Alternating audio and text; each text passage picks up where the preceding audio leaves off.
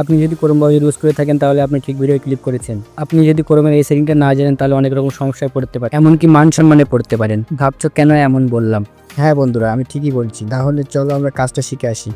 প্রথমে আমরা Chrome browser open করব। ওপেন করার পরে আপনাদের সামনে এমন একটা ইন্টারফেস খুলে আসবে।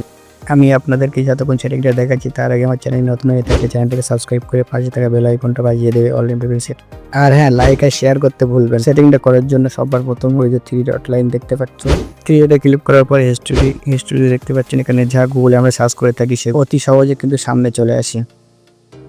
আমরা যদি চেকে ক্লিক করে তাহলে কিন্তু যেখান থেকে রিমুভ করা যাবে, কিন্তু আমরা এভাবে রিমুভ করবো না। আমরা রিমুভ করবো সবগুলো একেবারে, যতবার সার্চ করেছি যেগুলো সবগুলো কিন্তু একসাথে ডিলিট করতে পারবে। কেননা আপনার ফোন যদি কেউ হাতে নেয় তাহলে হিস্ট্রি চেক করলে আপনি কি সার্চ করেছেন, কখন কি সার্চ করেছেন দেখা পাবেন। সেই কারণে আপনাকে এই সেটিংটা করা অবশ্যই দরকার।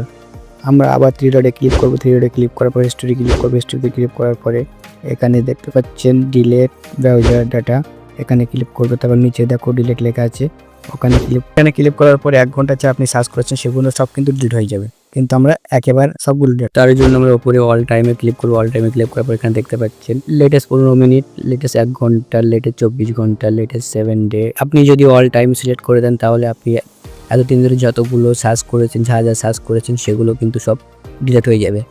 আমরা কখনো অনেক কিছু সার্চ করে থাকি, প্রয়োজন মতন জিনিস সার্চ করে নেই, তার কারণে আপনাদের এই কাজটা শিখে রাখা অবশ্যই উচিত। আপনাদের তো মেন টিপস এখনো দেখানো হলো না, চলো সেটা বলতে আপনাদের দেখিয়ে দেবো। তার আগে ভিডিওটা যদি ভালো লেগে থাকে একটা লাইক করে দিও।